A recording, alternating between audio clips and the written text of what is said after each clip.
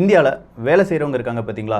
Railway ட்ராக்கில், விவசாய நிலத்தில், software என்ஜினியராக, வக்கீலா இப்படின்னு சொல்லி வேலை செய்கிறவங்களுடைய அந்த கணக்கை நம்ம எடுத்து பார்த்தோம்னா 100 நபர்களில் 81 நபர்கள் இன்ஃபார்மல் ஒர்க் ஃபோர்ஸாக இருக்காங்க. இந்த இன்ஃபார்மல் ஒர்க் ஃபோர்ஸ்னால் அவங்களுக்கான ஒரு அந்த ஜாப் கான்ட்ராக்ட் இருக்காது, இல்லை அவங்களுக்கு ஷியூரான ஒரு வேலை இருக்காது, அவங்களுக்கு இத்தனை நாட்கள் வேலை அப்படிங்கிறது இருக்காது, இவ்வளோ ரூபாய் சம்பளமாக கிடைக்கும் அப்படிங்கிறதும் இருக்காது. சொல்லப்போனால் அவங்களுடைய வாழ்க்கை நிரந்தரமான, அவங்களுடைய வேலை நிரந்தரமான ஒரு வேலையாக இருக்காது. மீதம் இருக்கும் வெறும் 19% மனிதர்கள் தான் நிரந்தரமான வேலை, கொஞ்சம் சேஃபான வேலையில் இருக்கிறவங்க. இப்போ 4 புதிய சட்டங்கள் நம்ம இந்தியாவில் வரப்போகுது. குறிப்பாக 4 நாட்கள் மட்டும் நீங்கள் வேலை பார்த்தா போதும், 3 நாட்கள் லீவ் போட்டுக்கலாம் அப்படிங்கிற சட்டம் தான். பல மாநிலங்களும் இதை கொண்டு வருவாங்க, பல நாடுகளும் இதை டெஸ்ட் பண்ணிகிட்ருக்காங்க. அது என்னப்பா 4 நாட்கள் வேலை செய்தால் போதும், அதை பற்றி தான் இந்த ஒரு பதிவில் பார்க்க போகிறோம். அன்பு தமிழஞ்சங்களுக்கு தமிழ் பொக்கிஷத்தின் வணக்கங்கள்.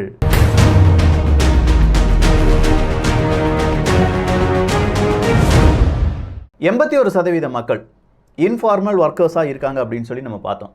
இந்த 81% மக்களில் கிட்டத்தட்ட 70லேருந்து 80% மக்கள், அதாவது 80% மக்களுக்கு ஜாப் கான்ட்ராக்ட் அப்படிங்கிறதே இருக்காது.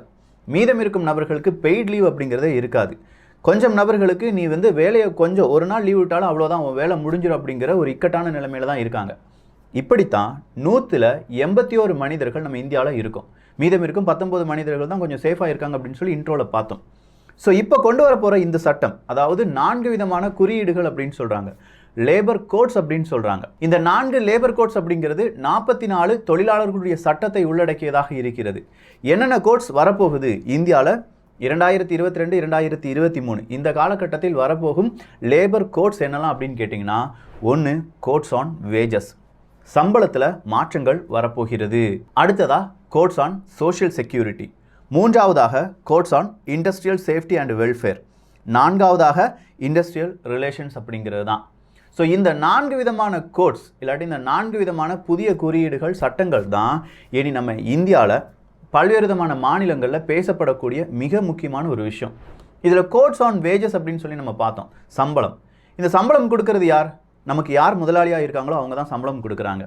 இதை சென்ட்ரல் கவர்மெண்ட் மட்டும் முடிவுகள் எடுக்க முடியுமா அப்படின்னு கேட்டால், அதாவது இந்த தொழிலாளர்களுடைய சட்டத்தை பொறுத்த வரைக்கும் சென்ட்ரல் கவர்மெண்ட் மட்டும் முடிவுகளை எடுக்க முடியுமா அப்படின்னு பார்த்தா கிடையாது. ஸ்டேட் கவர்மெண்ட்டும் சேர்ந்து தான் முடிவுகளை எல்லாமே எடுக்க வேண்டும். ஸோ இப்போ சொல்ல போகிற எல்லா விஷயங்களும் state government plus central government இரண்டும் சேர்ந்து முடிவெடுத்து இருக்கும் சில விஷயங்கள் மட்டும்தான். இதில் என்னென்ன ஸ்டேட்ஸ்லாம் இந்த மாதிரி கோட்ஸ் ஆன் வேஜஸுக்கு முக்கியத்துவம் கொடுத்துருக்காங்க அப்படின்னு கேட்டிங்கன்னா, இந்தியாவில் மட்டுமே கிட்டத்தட்ட 20க்கும் அதிகமான ஸ்டேட்ஸ் நாங்கள் கோட்ஸ் ஆன் வேஜஸில் புதிய சட்டங்களை கொண்டு வரப்போகிறோம், புதிய திருத்தங்களை கொண்டு வரப்போகிறோம், 2022லேருந்து இதெல்லாம் நடக்கும் அப்படின்னு சொல்லியிருக்காங்க. இந்த கோட்ஸ் ஆன் வேஜஸை பொறுத்த வரைக்கும், அதாவது இப்படி ஒரு சட்டம் வந்துருச்சுன்னா 4 சட்டங்கள் அங்கே செல்லாமல் ஆக்கப்படும். அவை யாவை அப்படின்னு கேட்டிங்கன்னா, the payment of wages act 1936, the minimum wages act 1948, the payment of bonus act 1965, the equal remuneration act 1976. இந்த 4 சட்டங்களை ரீப்ளேஸ் பண்ணும் விதமாக தான் கோட் ஆன் வேஜஸ் அப்படிங்கிறது வருது. வேஜஸ் அப்படின்னு சொல்லும் போதே சம்பளம் அப்படிங்கிறத நம்ம பார்த்தோம். இதுக்காக ஒரு ஃப்ளோர் வேஜஸை யார் அறிமுகம் செய்வாங்க?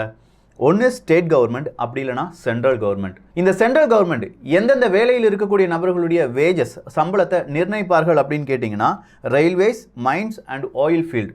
மீதம் இருக்கும் எல்லாமே ஸ்டேட் கவர்மெண்ட்டுடைய கட்டுப்பாட்டுக்குள் தான் வருது.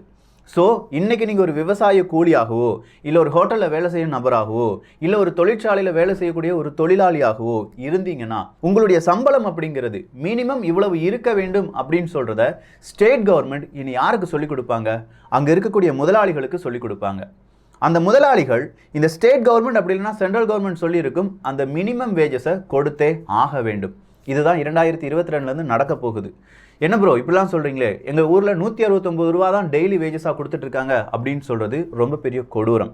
இந்த மாதிரியான கொடூரங்கள் நடந்துச்சு அப்படின்னா, இந்த கோட்ஸ் ஆன் வேஜஸ் அப்படின்னு இருக்கு பாருங்க, இதை பொறுத்து அந்த முதலாளிகளுக்கு கடுமையான தண்டனைகள் அப்படிங்கிறது கிடைக்க வரலாம். இன்னும் டீப்பாக இந்த கோட்ஸ் ஆன் வேஜஸ்லேருந்து 4 கோடுகளையும் நீங்கள் தெளிவாக படிங்க. நிறைய விஷயங்கள் இதில் படிக்க வேண்டியிருக்கு. அதுக்கு முன்னாடி நம்ம தெரிஞ்சுக்கிட வேண்டிய ஒரே ஒரு விஷயம் என்னென்னா, 4 தினங்கள் மட்டும் வேலை செய்தால் போதுமா அப்படிங்கிற ஒரே ஒரு கேள்வி தான். ஒரு தோழி எப்பவுமே கமெண்ட்டில் கேட்டுகிட்டே இருந்தாங்க, கடந்த 2 தினங்களாக அவங்களுடைய கமெண்ட்டில் இருந்துச்சு, 4 ஒர்க்கிங் டேஸை பற்றி சொல்லுங்க ப்ரோ அப்படிங்கிறது தான். 4 ஒர்க்கிங் டேஸ் அப்படிங்கிறத நம்ம நாடு புதுசாக கொண்டு வர போகிற ஒரு இம்ப்ளிமெண்டேஷன் கிடையாது. அதாவது நாம் சோதித்து பார்க்கக்கூடிய ஒரு விஷயம் கிடையாது. இது ஐஸ்லாந்து, நியூசிலாந்து போன்ற நாடுகள் என்ன செய்ய ஆரம்பிச்சிட்டாங்க, கடந்த 2-3 வருடங்களாகவே சோதிச்சு பார்த்துட்டு இருக்காங்க. கனடா போன்ற நாடுகளில் பல நிறுவனங்களிலும் 4 நாட்கள் வேலை திட்டம் அப்படிங்கிறது அறிமுகம் செய்யப்பட்டு விட்டது. ஜப்பானில் 4 நாட்கள் வேலை திட்டம் வேணுமா வேண்டாமா அப்படிங்கிற மாதிரியான பிரச்சனைகள் ஓடிட்டு இருக்கு அப்படிங்கிறது வேறொரு விஷயம். அது என்ன 4 நாட்கள் வேலை திட்டம் அப்படின்னா, 4 நாட்கள் நீங்கள் ஆஃபீஸில் போய் இல்லாட்டி வேலை பார்க்கணும், 3 நாட்கள் உங்களுக்கு லீவ். நல்லா இருக்கேப்பா இந்த திட்டம் அப்படின்னு சொல்லும்போது, கொரோனாவால் உருவான மிக முக்கியமான ஒரு மாற்றம், உருவாகக்கூடிய ஒரு முக்கியமான மாற்றம் இந்த 4 நாள் வேலை திட்டம் அப்படின்னு சொல்லலாம். இனி எல்லாருமே எம்ப்ளாயிஸாக இருக்கிறவங்க நம்ம எல்லாருமே ஒர்க் ஃப்ரம் ஹோமில் வேலை பார்த்துட்டு இருக்கோம். ஒர்க் ஃப்ரம் ஹோமில் வேலை பார்க்கக்கூடிய நபர்கள் கொஞ்சம் மனசை தொட்டு சொல்லுங்கள். அதாவது வேலை பார்க்கக்கூடிய நபர்களாக இருக்கட்டும், இல்லை என் புருஷன் இங்கே ஒர்க் ஃப்ரம் ஹோமில் வேலை பார்த்துட்டு இருக்காரு, என் ஒய்ஃப் ஒர்க் ஃப்ரம் ஹோமில் வேலை பார்த்துட்டு இருக்காங்க, என் சிஸ்டர் பிரதர் எல்லாருமே ஒர்க் ஃப்ரம் ஹோமில் வேலை பார்த்துட்டு இருக்காங்க, அவங்க ஆஃபீஸில் இருந்ததை விட வீட்டில் ரொம்ப ரிலாக்ஸாக வேலை பார்க்குறாங்க அப்படின்னு சொல்லி எத்தனை பேர் கை தூக்குவீங்க? அவங்க ஆஃபீஸில் இருந்ததை விட வீட்டில் ரொம்ப டென்ஷனாக வேலை பார்க்குறாங்க அப்படின்னு சொன்னால் எத்தனை பேர் கை தூக்குவீங்க? அவங்க ஆஃபீஸில் இருந்ததை விட கூடுதலாக வேலை பார்க்குறாங்க அப்படின்னு சொல்கிறது எத்தனை பேர் கை தூக்குவீங்க? நான் சொன்ன அந்த 3வது விஷயம் இருக்குது பார்த்தீங்களா, அவங்க ஆஃபீஸில் இருந்ததை விட கூடுதலான நேரம் வீட்டில் இருந்து வேலை பார்க்குறாங்க அப்படின்னு சொல்கிறவங்களுடைய எண்ணிக்கை கூடுதலாக இருக்கும். அது காரணம் என்னென்னா ஒர்க் லைஃப் பேலன்ஸ் அப்படிங்கிறது தான். பொதுவாக ஒரு இடத்துல நம்ம வேலைக்கு போகிறோம்னா அந்த வேலையை மட்டுமே நம்ம மும்முரமாக செய்யணும். எப்போ பாரு வேலை, காலையில் எந்திரிக்கிறோம் வேலைக்கு போகிறோம் வீட்டுக்கு வரோம், காலையில் எந்திரிக்கிறோம் வேலைக்கு போகிறோம் வீட்டுக்கு வரோம். இப்படி தான் பல நபர்களுடைய ரொட்டீன் லைஃப் மாறிவிட்டது. இந்த ரொட்டீன் லைஃப்பில் லைஃப் அப்படின்னு ஒன்று இருக்குது பாருங்கள். ஒர்க்கை மட்டுமே நம்ம செஞ்சுட்ருக்கோம், நம்முடைய வாழ்க்கையை நம்ம வாழ்கிறோமா அப்படின்னு கேட்டால் பெரிய ஒரு கேள்வியில் வந்து நிற்கும். அதனால தான் ஒர்க் லைஃப் பேலன்ஸ் அப்படிங்கிறது எப்பவுமே செய்யணும் அப்படின்னு சொல்லி நிறைய பேர் சொல்லுவாங்க.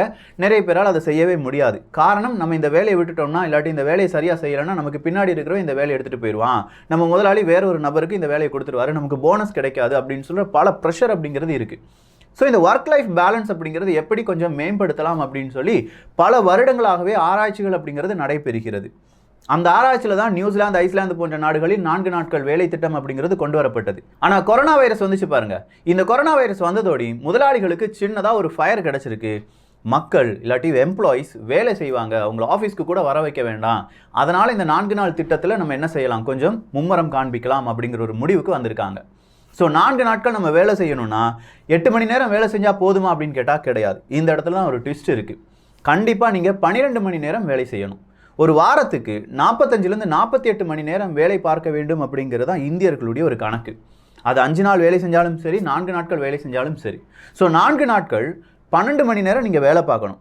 அப்படி வேலை பார்த்து அடுத்ததாக 3 நாட்கள் வீட்டில் இருக்கலாம். இப்படிங்கிற இந்த ஒரு சிச்சுவேஷன் எப்படி பார்க்கப்படுகிறது அப்படின்னு கேட்டிங்கன்னா, நிறைய பேருக்கு இது ஓகே அப்படின்னு சொல்லுவாங்க. நம்ம 8 மணி நேரம் தான் வேலை பார்க்குறோமா, கவர்மெண்ட் எம்ப்ளாயிஸை நான் சொல்லலை, ப்ரைவேட்டில் இருக்கக்கூடிய நபர்கள் 8 மணி நேரம் தான் நம்ம வேலை பார்க்குறோமா அப்படின்னு கேட்டால் கிடையாது. 9 மணி நேரம், 10 மணி நேரம், சொல்லப்போனால் 11 மணி நேரம் வரை நம்ம வேலை பார்க்கக்கூடிய நபர்கள் இருக்காங்க. ஸோ இப்போ இந்த 4 நாட்கள் வேலை திட்டம் அப்படின்னு சொல்லி வரும்போது அது பெரிய ஒரு இம்பாக்டை ஏற்படுத்தாது. ரொம்ப சந்தோஷமாக மக்கள் அப்படி இல்லைன்னா அந்த தொழிலாளர்கள் அதை ஏற்றுக்கொள்வார்கள். 4 நாட்கள் நான் வேலை செய்கிறேன், கடுமையாக வேலை செய்கிறேன், 3 நாட்கள் எனக்கு லீவு கிடைக்கும்ல அப்படிங்கிற அந்த சந்தோஷம் அவங்களுக்குள்ள வந்துடும். 3 நாட்கள் லீவு கிடைக்கிறதுனால நமக்கு என்னெல்லாம் நடக்கும், ஃபேமிலி கூட நிறைய டைம் ஸ்பெண்ட் பண்ணலாம், ஃப்ரெண்ட்ஸ் கூட நிறைய டைம் ஸ்பெண்ட் பண்ணலாம், நல்லா தூங்கலாம், நல்லா சாப்பிடலாம், நல்லா பாட்டு கேட்கலாம் அப்படின்னு சொல்லி அந்த 3 தினங்கள் ரொம்ப ஆடம்பரமான தினங்களாக இருக்கும்.